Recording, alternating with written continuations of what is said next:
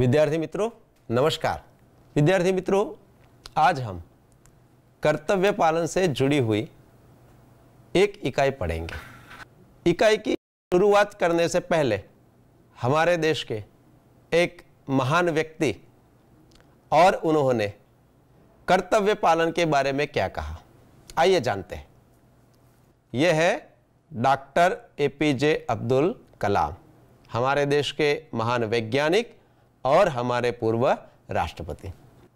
आज हम जो इकाई पढ़ने वाले हैं और उसके साथ हमारे पूर्व राष्ट्रपति डॉक्टर कलाम ने एक व्याख्यान में कुछ बातें कही थी, वह जुड़ी हुई है।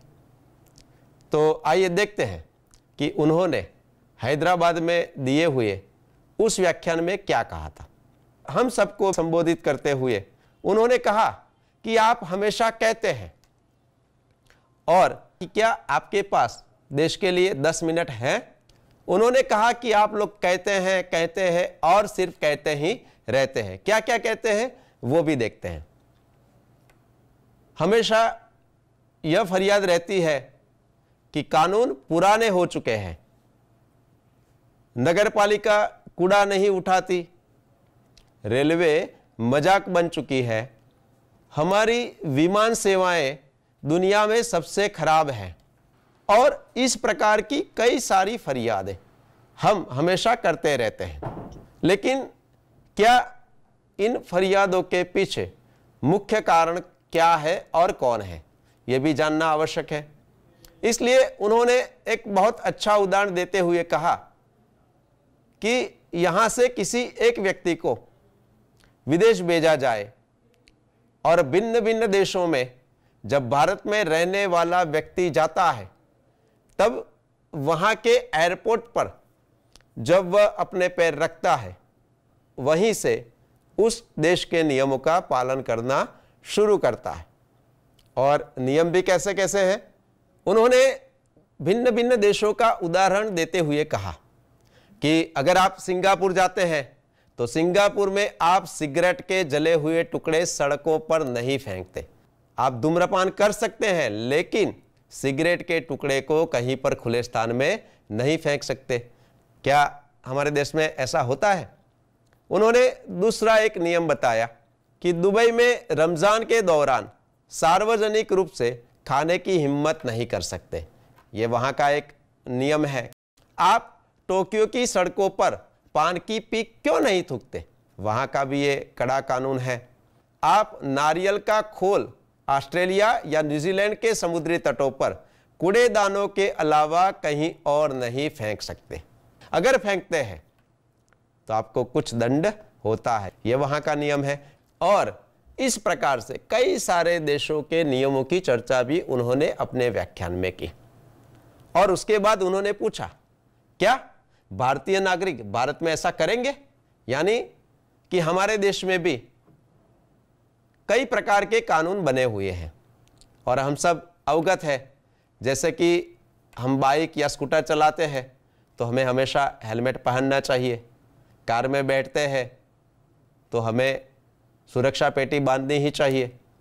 इस प्रकार के कई सारे नियम भी बने हुए हैं, लेकिन उसका पालन हमें करना चाहिए और हम नहीं करते हैं तो उसके कारण जो स्थिति पैदा होती है उसका जिम्मेदार कौन है। यह बात उन्होंने इन उदाहरणों के जरिए यहाँ पर समझाने का प्रयत्न किया।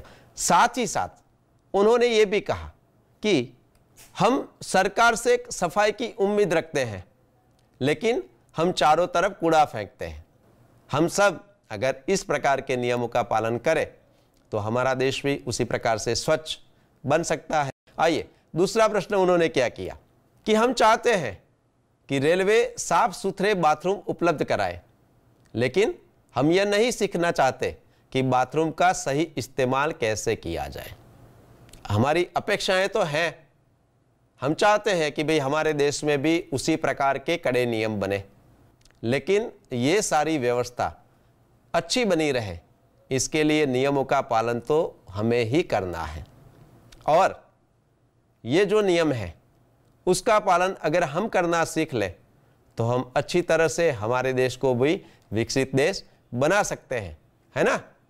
तो आज हम ऐसी ही एक इकाई जिसका नाम है कथनी और करनी के बारे में यहां पर जानेंगे।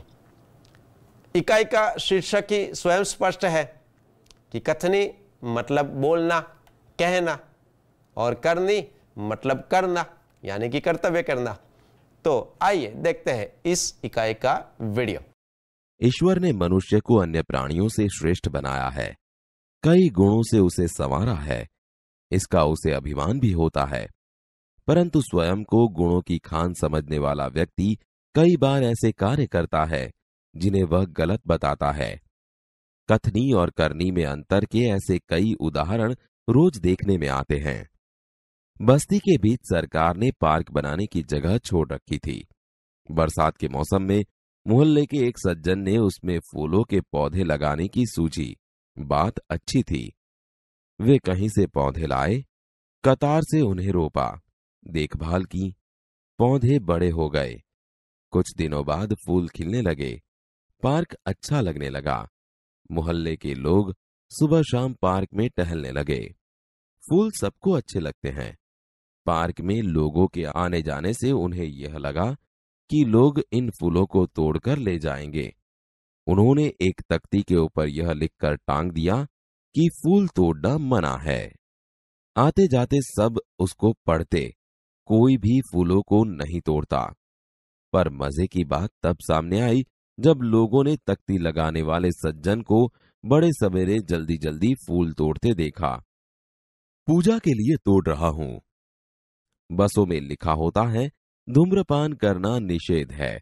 एक बार यात्रा करते हुए देखा कि एक यात्री ने बीड़ी जलाई और पीने लगा। उसे देखकर कंडक्टर ने कहा, भाई साहब, बस में बीड़ी सिगरेट पीना मना है। उसने जलती बीड़ी खिड़की से बाहर फिकवा दी। थोड़ी देर बाद कंडक्टर ड्राइवर के कैबिन में जाकर बैठा, सिगरेट जलाई और दोनों पीने लगे। एक दूसरे यात्री ने यह देखा तो लिखे हुए वाक्य की तरफ इशारा करते हुए कंडक्टर से कहने लगे, भाई साहब, बस में सिगरेट पीना मना है। इस बात पर कंडक्टर शीघ्र बोल उठा, यह वाक्य आपके लिए है, न कि हमारे लिए। एक व्यक्ति दुकान पर गया। स्कूटर दुकान के सामने खड़ा कर ही रहा था कि दुकानदार बोला, आप अपना स्कूटर वहां सामने वाहन रखने के स्थान पर खड़ा करके आए। मुझे ज्यादा समय तक थोड़ी ही रुकना है, मैं तो सामान लेकर अभी चला जाऊंगा। पर दुकान के सामने बीच सड़क पर स्कूटर खड़ा रखना कोई ठीक बात नहीं। सज्जन ने स्कूटर वाहन खड़ा करने के स्थान पर ले जाकर खड़ा किया और वापस आकर सामान खरीदने लगे। इतने में स्कूटर लेकर दुकान पर एक लड़का आया। स्कूटर दुकान के सामने खड़ा करके वह दुकान के अंदर चला गया। आपने इसे मना नहीं किया? यह तो मेरा बेटा है। कुछ लोग ऐसे भी होते हैं जो आदर्श की बातें करते हैं, लेकिन जब उन्हें अपनाना पड़े तो वे आदर्श भूल जाते हैं। एक दिन एक सज्जन के घर उनके मित्र मिलने आए। दोनों मित्र बातचीत में मग्न थे कि किसी ने दरवाजा खटखटाया। उन्होंने खिड़की से झांक कर देखा, बाहर मकान मालिक खड़ा था, जो पिछले 4 माह का किराया मांगने बार बार आ रहा था। उन्होंने अपने बच्चे को समझाकर बाहर भेजा। जब बच्चा बाहर गया तो मकान मालिक ने उससे कहा, तुम्हारे पिताजी से कहो कि मैं मकान का किराया लेने आया हूँ। पिताजी ने कहा है कि वे घर पर नहीं हैं। बच्चे की बात सुनकर मकान मालिक हंसने लगा। घर में बैठे मित्र के चेहरे पर भी मुस्कान आ गई, जिसे देखकर वे सज्जन पानी पानी हो गए। एक सज्जन ने अपने पोते को यह सिखाया था कि हमें कभी किसी काम को गलत ढंग से नहीं करना चाहिए, सदा अपनी बारी की प्रतीक्षा करनी चाहिए।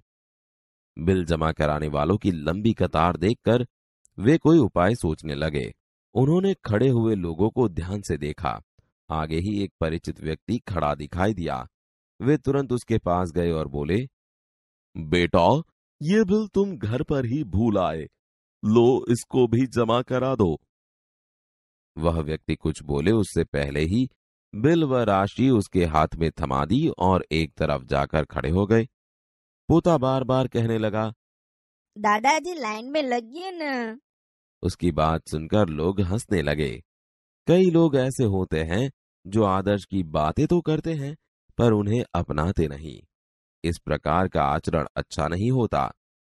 ऐसा आचरण करने वालों को कभी सम्मान नहीं मिलता, वे हंसी के पात्र बनते हैं। इसलिए हमें कथनी और करनी में सदैव समानता रखनी चाहिए। हो कथनी करनी एक समान, जग में मिलता तब सम्मान।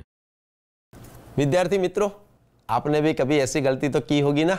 आपने देखा कि भाई बगीचा बनाने वाला व्यक्ति सूचना के लिए एक बोर्ड तो लगाता है कि भाई फूल तोड़ना मना है, लेकिन खुद तो फूल तोड़ता ही है। यानी कि नियम किसके लिए है? हम सब के लिए है, लेकिन जिसने बगीचा बनाया है उसके लिए तो नियम नहीं है। तो क्या ये सही है? तो हमें क्या करना चाहिए? हाँ, नियम सबके लिए होना चाहिए। ऐसे ही आपने देखा कि एक दुकानदार स्कूटर पार्क करने की जब बात आती है तो ग्राहक से कहता है कि यहाँ नहीं भाई, दुकान के आगे नहीं, आपको तो सामने वाली खुली जगह में अपना स्कूटर पार्क करना है या खड़ा रखना है। लेकिन जब उसका पुत्र आता है और वह बिल्कुल दुकान के आगे सड़क पर ही अपना स्कूटर रखता है और दुकान के अंदर चला जाता है, तो ग्राहक पूछता है कि भाई आपने ऐसा क्यों करने दिया? तो उसने कहा कि ये तो मेरा लड़का है और ये तो मेरी दुकान है, मेरी दुकान के आगे वह कुछ भी कर सकता है। तो क्या ये सही है? आप क्या मानते हैं, हाँ या ना? ना, बहुत अच्छे। आपका उत्तर बिल्कुल सही है कि नियम सबके लिए एक समान है। उसी प्रकार से आपने देखा कि बस में आप बैठे हैं, है ना, और बस में हमेशा एक सूचन हमें लिखा हुआ देखने को मिलता है कि धूम्रपान निषेध है, यानी कि यहाँ पर आप धूम्रपान नहीं कर सकते। और ऐसा ही एक यात्री ने किया तो कंडक्टर ने तुरंत उसे मना कर दिया, लेकिन थोड़ी ही देर बाद कंडक्टर ड्राइवर के कैबिन में गया और वहाँ जाकर दोनों ने सिगरेट जला ली। तब यात्री ने पूछा कि भाई ऐसा क्यों? तो उन्होंने कहा ये तो नियम तुम्हारे लिए है, हम तो हमेशा हर रोज बस में आते जाते रहते हैं, इसलिए ये नियम हमारे लिए नहीं है। तो ये भी गलत है। यानी कि बस में बैठने के बाद जो भी नियम है, जो भी सावधानियां बरतनी है, सबके लिए एक समान ही होनी चाहिए। और दादाजी को तो आपने देखा और आपको मज़ा भी आया होगा। क्या कभी आप अपने दादाजी के साथ इस प्रकार से गए हैं? तो दादाजी भी कतार में खड़ा रहना न पड़े, इसलिए बगैर पहचान वाले व्यक्ति को भी अपना पहचान वाला बताकर बिल थमा देते हैं। तो ये सारी युक्ति प्रयुक्ति है कि जिससे हम ऐसा कहते हैं कि भाई मैं तो सही कर रहा हूं लेकिन आप गलत कर रहे हैं। तो यानी इन सब की कथनी और करनी में अंतर है। हमें यह सीखना है विद्यार्थी मित्रों कि हमें भी अपने जीवन में जो करना है वही कहना है और जो कहना है वही करना है। धन्यवाद।